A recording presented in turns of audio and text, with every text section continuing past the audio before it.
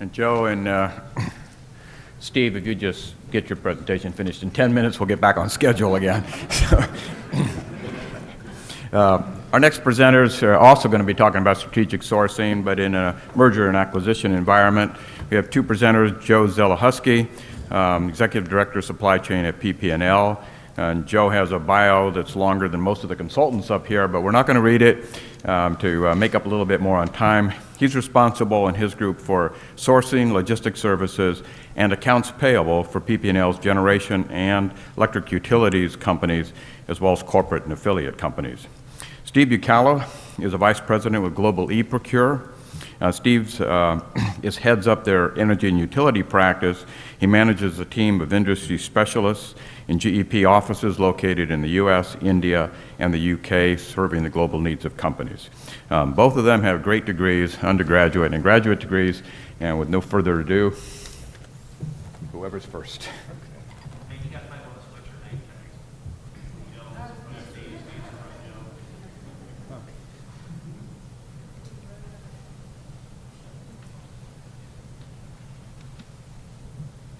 Good morning.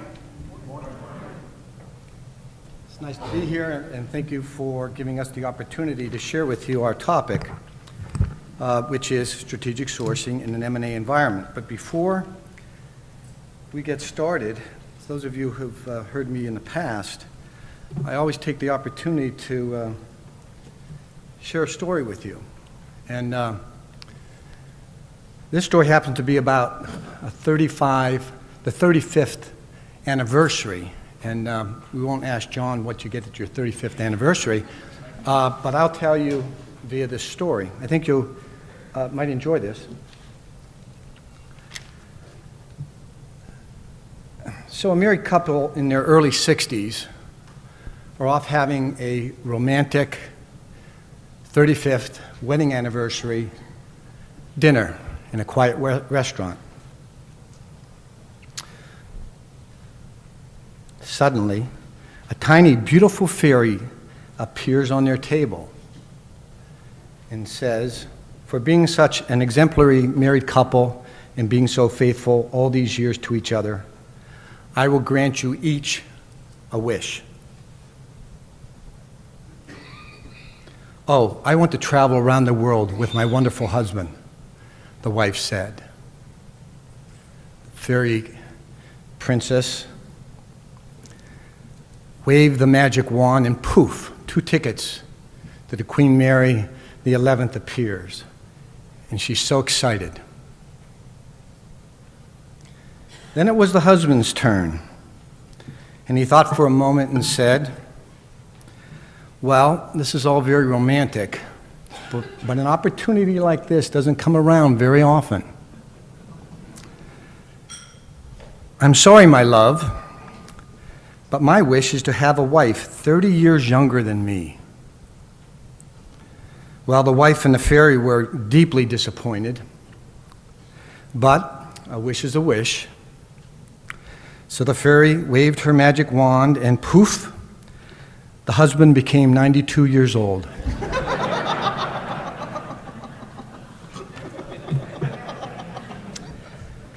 So, of course, the moral of this story is watch what you wish for. John, you didn't know that's what you get at 35th anniversary, huh?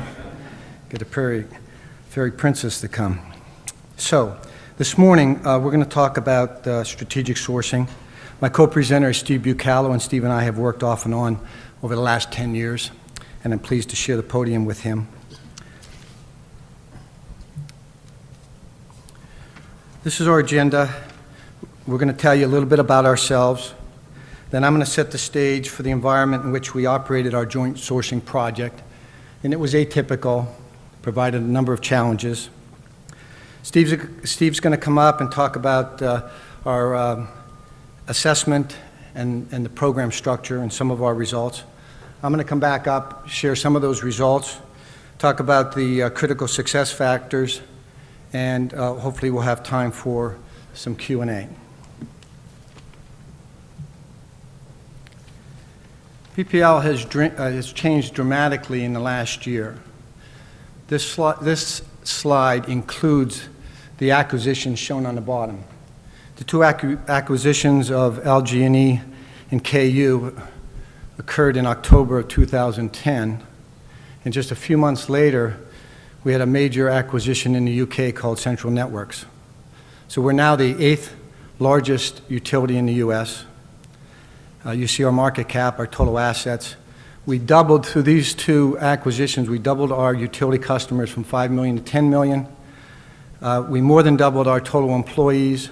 Not shown here is we're now at 19,000 megawatts of electricity. Your typical mix, we have one nuclear plant, Susquehanna, coal, hydro, solar, wind, oil.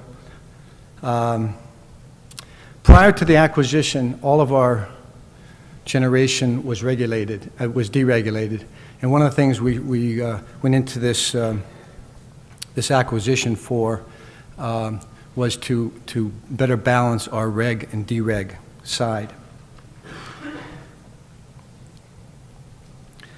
Interesting also is the fact that both of these acquisitions came from the E.ON company. So E.ON US had LG&E and KU, and that was our first purchase.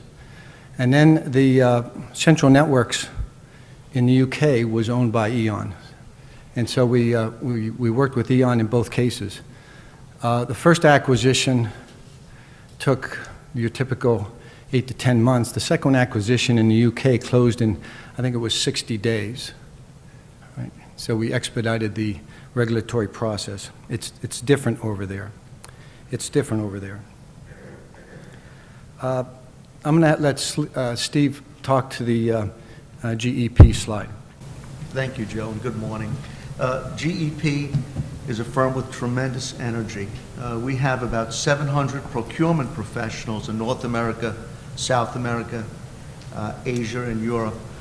We have enjoyed, through working with our clients, about a 30% growth rate the last 5 years, and we attribute that to a single focus, procurement. That's all we do. We specialize in procurement, consulting, technology, and outsourcing. Okay. I'm sure we picked up a little bit of time there.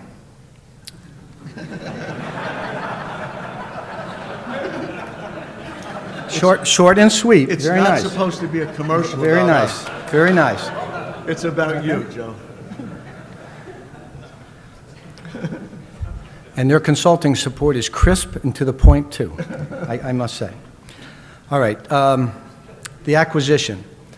I'm going to talk about strategic sourcing and what we're doing with LG&E, but it's much different than the approach we took with Central Networks in the UK.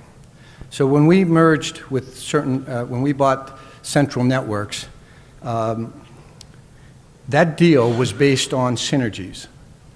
And within 6 months, from April of 2011 to the fall, we had completely integrated those two companies and had a major downsizing. All of that happened within 6 months. Right? And it needed to, because the purchase was based on taking advantage of a company that was not well run, had a lot of weaknesses, but we knew we could go over there. We have a company right next door to them in the UK. We merged those two companies, and our first company over there, Western Power Distribution, became the mother company, and we absorbed Central Networks into that company. Completely different situation on the Kentucky deal. The Kentucky deal was based on regulatory and asset diversity. Kentucky is well run. Those utilities are well run. They have lots of J.D. Power customer service awards. Right? We didn't need to go to the synergies. Any synergies are going to be a bonus. Right? And so the whole company is taking a very slow, measured approach to working with the Kentucky utilities. We closed in October. We weren't prepared, nor did we plan to do anything. And in January, the executives from both companies came together and challenged the supply chain leads from Pennsylvania and Kentucky to look at sourcing opportunities. In February and March, we went out and we bid the market for consulting support, and we brought in Global eProcure. By May, we were ready to work together and as a team of 3 groups: Kentucky, Pennsylvania, and Global eProcure. This is the first major collaborative program between the 2 organizations. They're starting to work in the IT and the legal and the HR groups, but nothing like what was done here. This slide's about trust. And it says, the first rule in business, mother, is to never trust anyone. Now go back and walk through the metal detector again slowly. So the son doesn't trust the mother. Right? And of course, you know it takes time to build trust. In our case with Kentucky, it wasn't an issue of trust. We didn't even know each other. Some of you know Mark Schmidt and Joe Clements from that group. I did not. I did not. In January, when we were challenged to look at this project, that was my first meeting with them. So we weren't in a trusted environment. We were in a just get acquainted environment. So what did we do? We didn't have much time. We held a team building session. I call it team building. It was really a get-together. And for 2 days, we brought the key management from both supply chain organizations, and we talked about what do we do in warehousing, what do we do in inventory management, what do we do in sourcing, what do we do in IT, e-commerce, AP. After 2 days, that was the end of the get acquainted. We then brought Global eProcure in, and we started functioning in a joint sourcing environment. So we kicked out the AP people, the performance management people, the logistics people, and only the sourcing people stayed.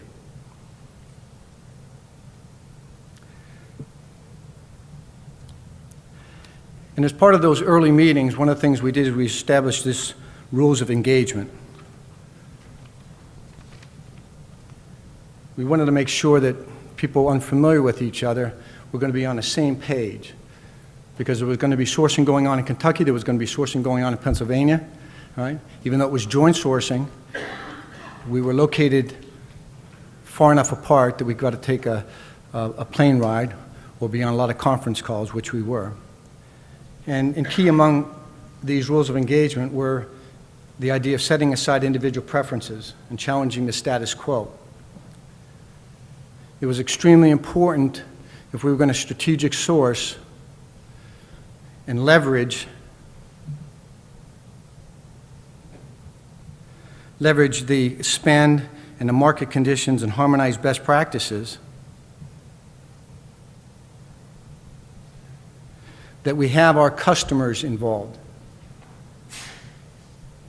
So we had to make sure that in our process of joint sourcing, we had customer buy-in and participation to support any changes to, let's say, the use of suppliers.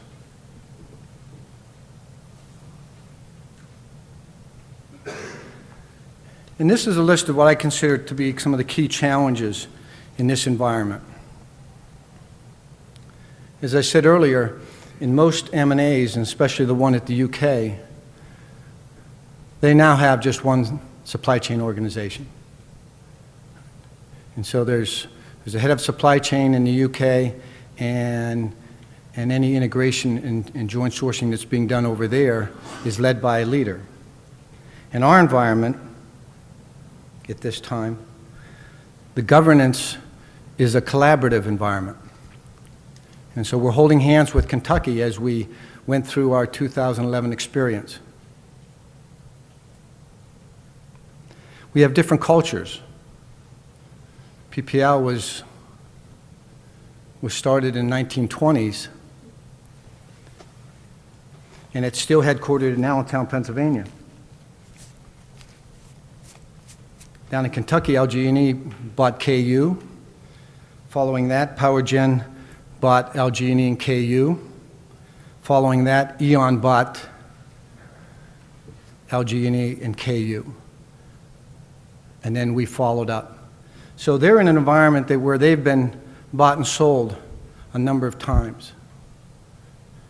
And there's different cultures between Kentucky and in Pennsylvania.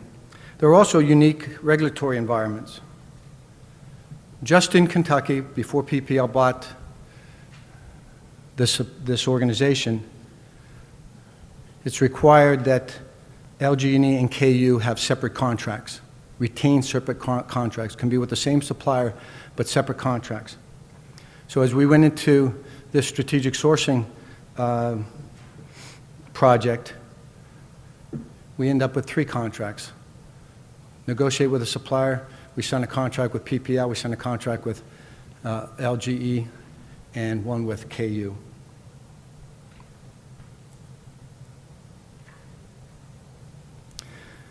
The regulatory environment in Kentucky is very strong in that we cannot impact Kentucky ratepayers at the benefit of the PPL Corporation. So even if the corporation does better, if Kentucky is impacted, that's a no-go situation. We have different operating processes and procedures. For instance, as you would expect, terms and conditions. Just the process to get major contracts reviewed and approved are significantly different down there versus up in Pennsylvania. And one of the challenges in this Phase 1 joint sourcing project was to minimize, not no disruption, but minimize the disruption to customers, to our operations. The takeaway here was we found that these challenges were significant, but we were able to manage them. And now I'm going to turn it over to Steve and let him tell you a little bit about our program, and then we'll come back and talk about results. Thank you, Joe. And good morning once again. Well, this is the 10th Platts conference. Strategic sourcing, as you all know, has been evolving for about 22, 23 years now. And most, and I'm sure if not all of you, have engaged in various sourcing programs and sourcing waves. What we found at PPL and at LGEKU were 2 mature supply chains and proud supply chain folks. And they had learned and studied and evolved their own sourcing programs. And as you know, for those that have been involved in M&A work, there are high expectations on the ability to extract additional cost savings out of increased volumes. But as for those that have really practiced in that, you understand that certain categories really don't allow themselves for significant additional savings just due to volume. It's much more difficult. So with that as a backdrop, that both organizations have studied and implemented sourcing programs over the last 15 years or so, and that the industry has evolved in that area, we felt that there were 4 must-have attributes of this collaborative sourcing program that we had to get right from the beginning. And the first is program governance and structure. And what that means when you're starting to implement collaborative sourcing, it means executive management, it means program management, and it means category management.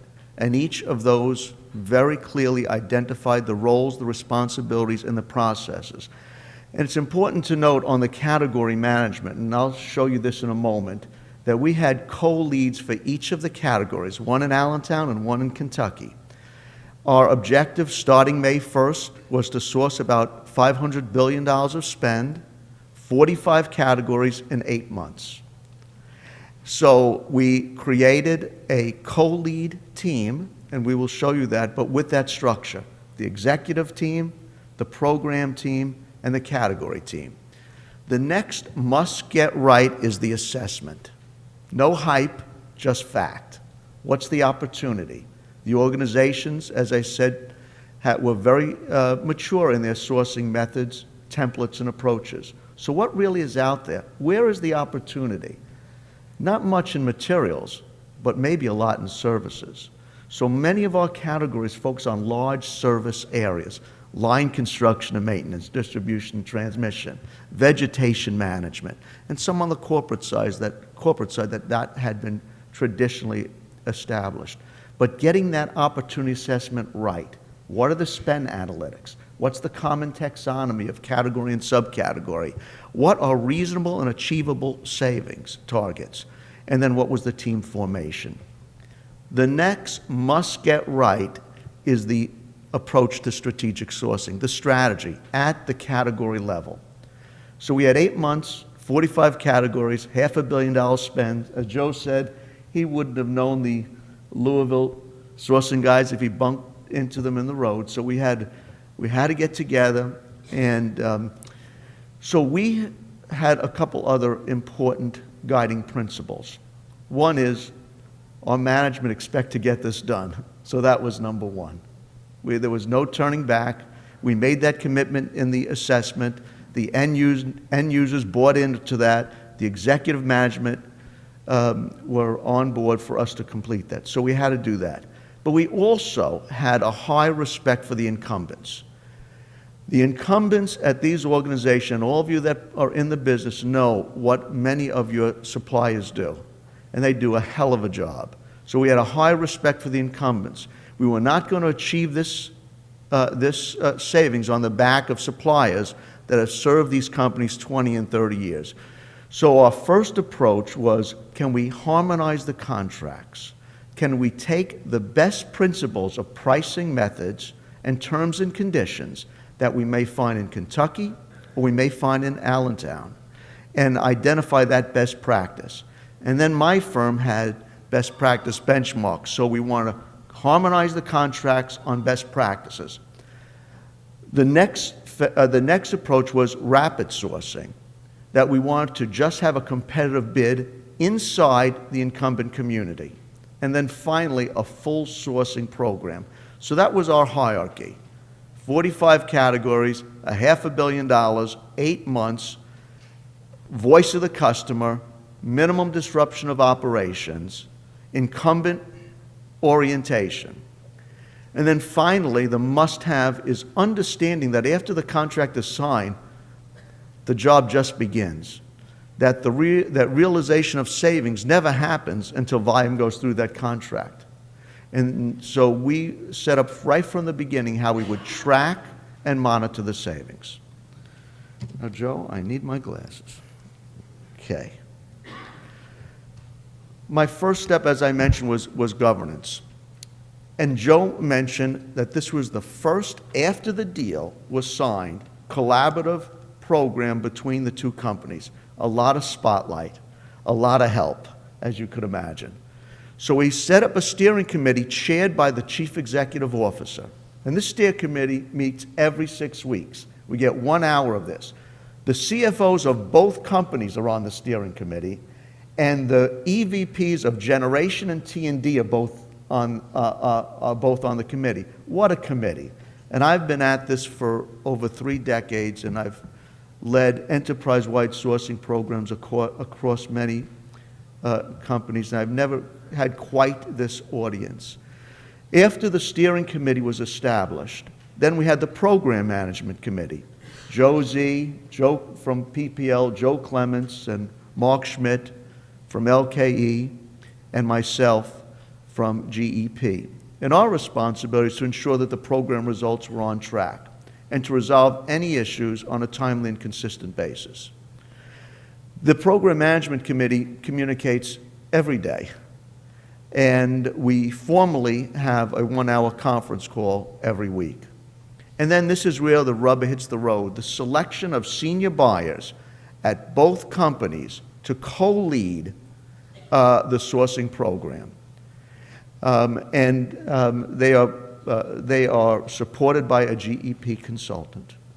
And then finally, the end user, always integrated, always part of the teams. So the first key on the success of the sourcing program is the structure. The second, as I mentioned, was getting the target right. looking at the contracts, analyze the key terms and conditions at both parties, and identify the contractual best practices. The spend analytics, establishing a common classification, and the organization used our firm's spend tools, and to identify common spending trends. The third item is the market conditions. Establish the target and should cost pricing, leverage pricing benchmarks. Now, as Price mentioned earlier, Price said that one of the key areas in his organization was to recognize that strategic sourcing and tactical sourcing can't be done by the same individual. Your consultant should have the same point of view. Our analytical work, reviewing of contracts, spend analytics, we do through our Mumbai location, where we have over 200 engineers with advanced degrees that just look at contracts, look at the analytics. And that bottom left side, the voice of the customer, the internal reviews, the understanding of the insight by the buyers and the end users is where the on-site time was made. When PPL, LGEKU, and GEP finished the spend analytics, we had a target savings that we thought was achievable, respected the incumbent suppliers, and would meet management's expectations. You've all seen the waterfall charts. We had billions of dollars to look at through the spend analytics. There were certain items that we felt were out of scope: fuel, purchase power, of course, rail taxes, intracompany payments. We identified then an addressable spend, and we used a benchmark that in this first phase, this first 8 months, we would only look at categories that had a combined amount of $5 million of spend. I think Price used that as well. It had to be meaningful, and it had to be significant. We then took that result and brought it into the first phase, which had 2 waves, with and about $250 million in each of the waves. We've now been approved to move into the second set of categories that will have about $400 million that will begin February of this year. Now, we linked right from the get-go the savings and opportunity for savings to the business units. So the business unit leaders, the EVPs that sit on our steering committee, knew exactly their portfolio of categories, their VPs, their managers that were also on the hook with us to get these savings. Procurement can't do this themselves. There are changes that have to be made, and the change management issues, as Price has mentioned, were just key. So we looked at our portfolio with our business units, and weekly the co-leads reported out by each of these business units their progress. As I mentioned earlier, our emphasis was speed to value, but our also emphasis was minimal disruption on operations, the respect for the incumbents, the respect and voice of the end user.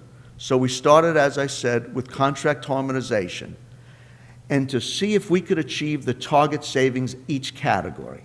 So we looked at the best practices at both companies, we looked at the GEP market best practices, and we were able, in a good portion, to be able to renegotiate contract terms and conditions and pricing through that approach. Where we couldn't meet our benchmark, where we didn't think that maybe either incumbent had the best practice or the best benchmarks, we then actually bid it out to incumbents only, but did it in a rapid sourcing fashion. And finally, where we were not comfortable that the current incumbents were providing enough juice for us, we did a full sourcing approach, again within the 8-month time period. So that was our hierarchy of our approach. I mentioned that the co-leads for each of the organizations worked in collaboration. We had a weekly reporting by business unit on all the key activities, and you'll see in this template that The category was either through contract harmonization, rapid sourcing, or full sourcing.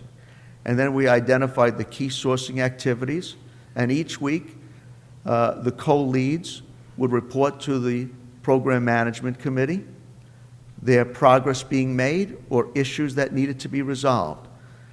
To keep on schedule, it is you must be very tactical on each of these activities.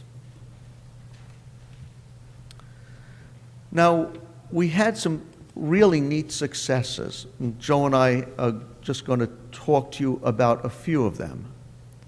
And I'll start with the first one. When we looked at the contracts from the beginning, we saw that there was a lot of the engineering spend only contracted at the bill rate. So we saw bill rates by engineering type, and you know if you're involved in engineering services and the sourcing of those services among the large players, the large AE firms, those top 10, they really don't have standard categorization. You know, an engineering one at one company means altogether something different. So the first thing we wanted to do is to define each of the grades of engineering. And the bill rate wasn't enough for us. So what we did is we showed full transparency and did a full RFP that included the pay rate, direct salary, and the full overhead markup and profit. So each of the major 10 engineering firms in the U.S. were given the opportunity for full transparency and disclosure how they got to that $80 an hour rate. Now, some of them just didn't like this a hoot. This was not fun. But once we got one to do it, it was the pressure of the peer. And we kind of said, you know, this other group right here that they're competing with, they didn't have any problem with this. Before you know it, we had everybody in line. And the opportunity was so significant when you're putting together these two important utility companies. So transparency of the overheads and the profit margins was very key for us to enjoy some very significant savings. We were less concerned about the salary differences. We weren't involved in that. We weren't trying to beat down the salary. We just wanted to know what it was, and we wanted to standardize the definition of each of the engineering classes. But it is what it is. If you have an engineering firm in Kansas City, it has a different pay rate than you have one in the Northeast. We recognized that, we accepted it. But we didn't accept out-of-line overheads. We didn't accept out-of-line profit margins. So this was one of the big wins for us. Joe?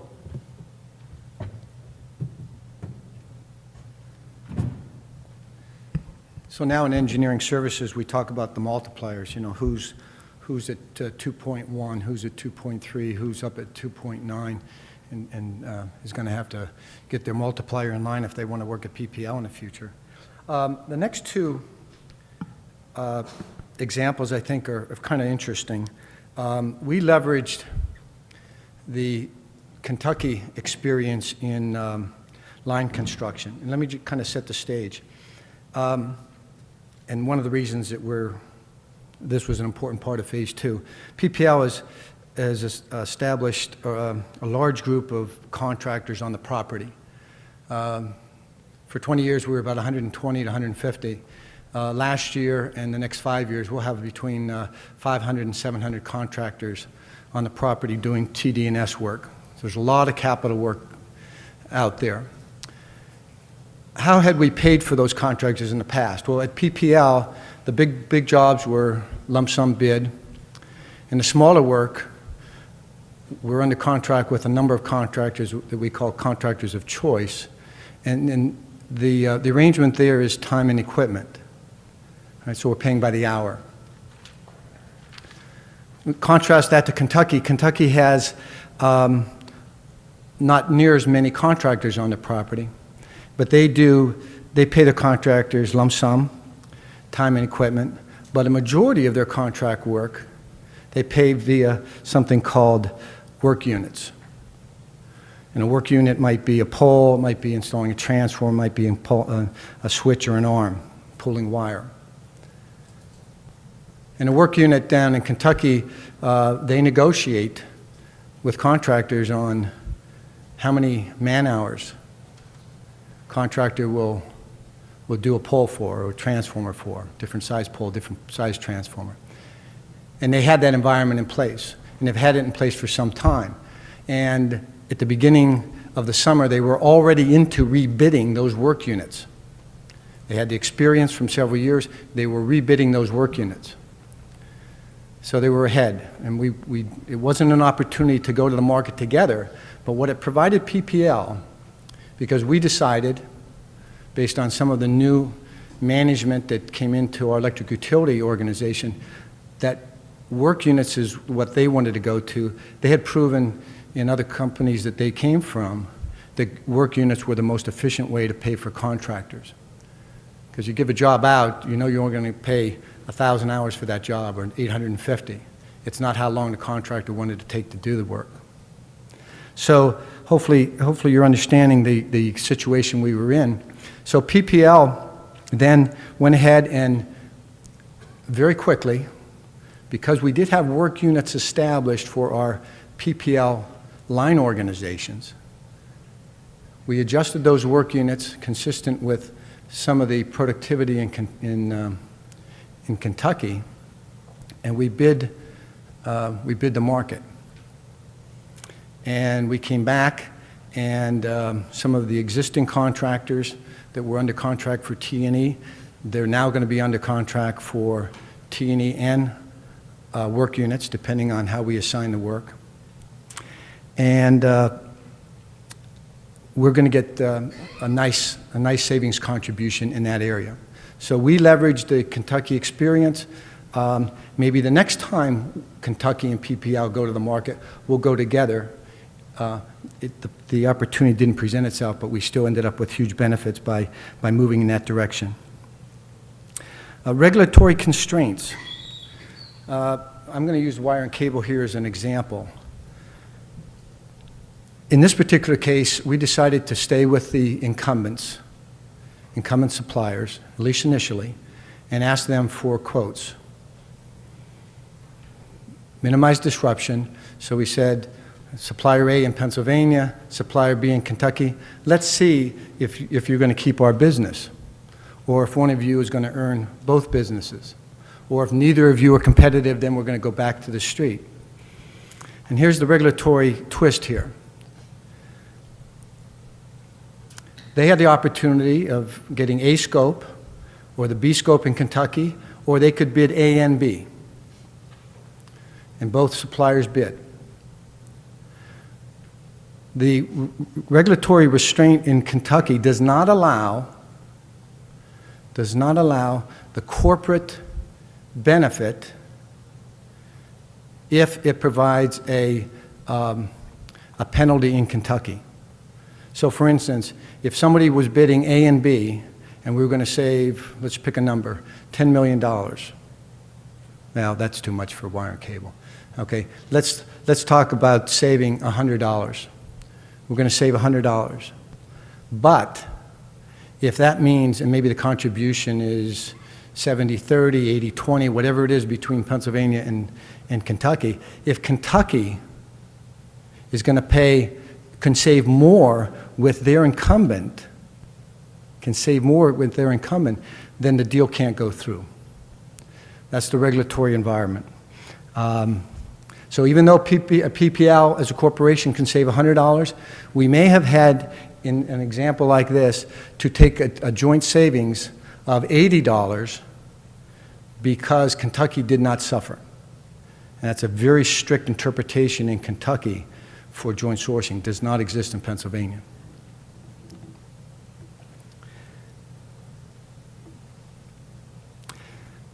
Do you think, show of hands, did you understand that example?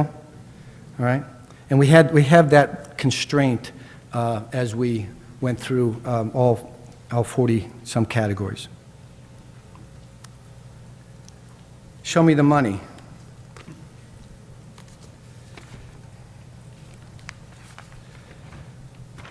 This comes from Jerry Maguire, great movie. As Steve said, it's one thing to put contracts in place. It's another case to prove that you're saving via those contracts. And so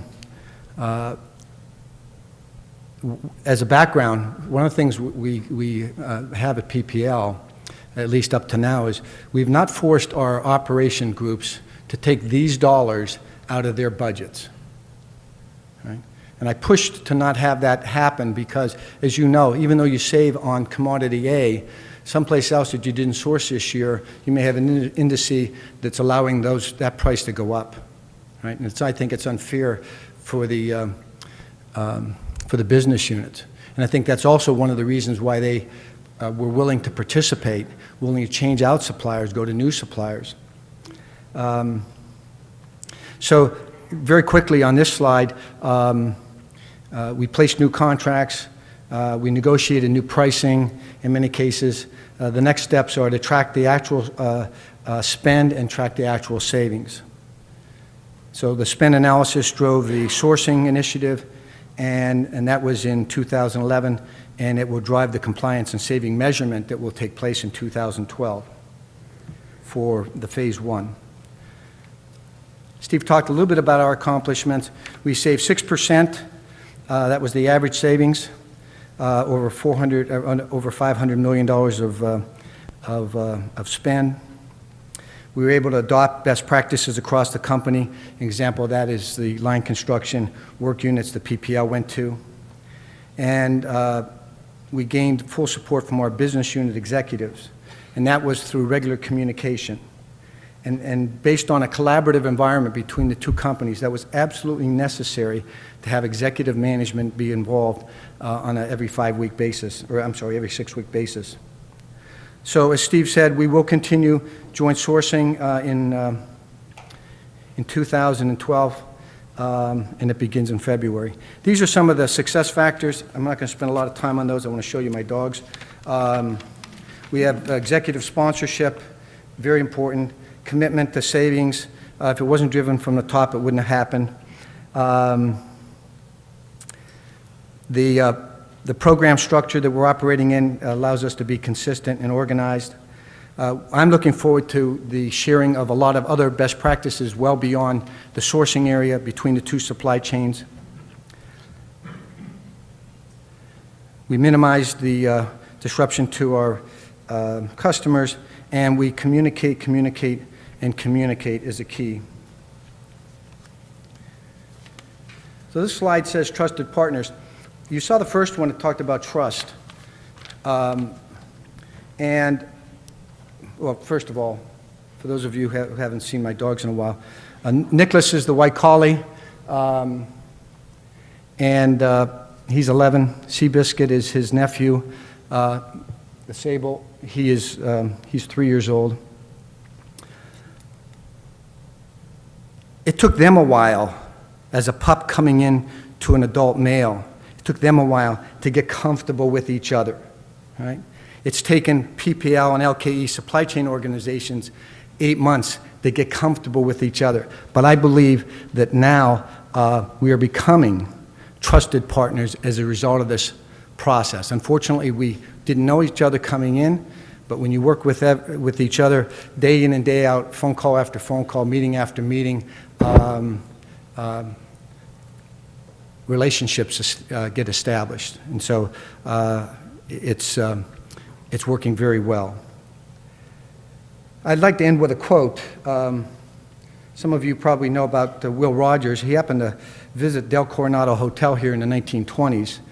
But anyway, Will Rogers once said, "When I die, I want to die like my grandfather, who died peacefully in his sleep, not screaming like all the passengers in his car."